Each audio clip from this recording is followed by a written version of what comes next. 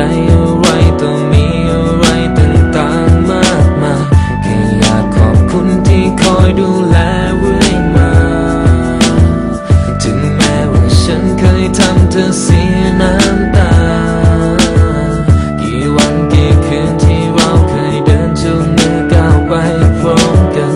กี่วันกี่คืนที่เราเผชิญเรื่องราวต่างๆร้อยพันแต่หากวันหนึ่งเธอไม่มีฉันขึ้นมา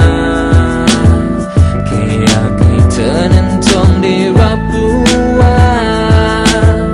แม้ว่าในวันสุดท้ายถึงเธอจะไม่มีฉันวันคืนดีๆเหล่านั้นมันจะไม่จางหายไปให้เธอน่ะเก็บเรื่องราวของเราไว้ในส่วนที่ลึกข้างในฉันยังคงอยู่ตลอดไป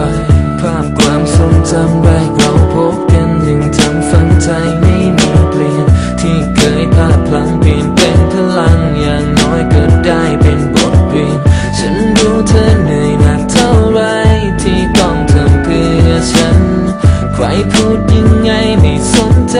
เพราะเธอทำเพื่อฉัน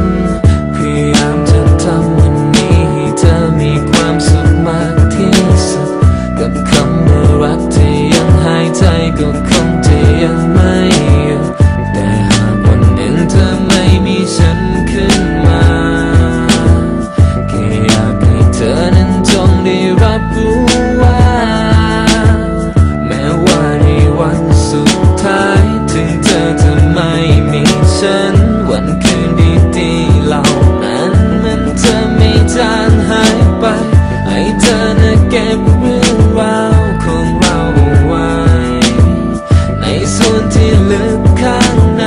ฉันยังคงอยู่ตลอดไปแม้ว่าในวันสุดท้ายถึงเธอจะไม่มีฉันวันคืนดีๆเหล่านั้นมันจะไม่จางหายไปให้เธอน่ะเก็บเรื่องราวของเราไว้ในส่วนที่ลึกข้างในฉันยังคงอยู่ตลอดไปฉันยัง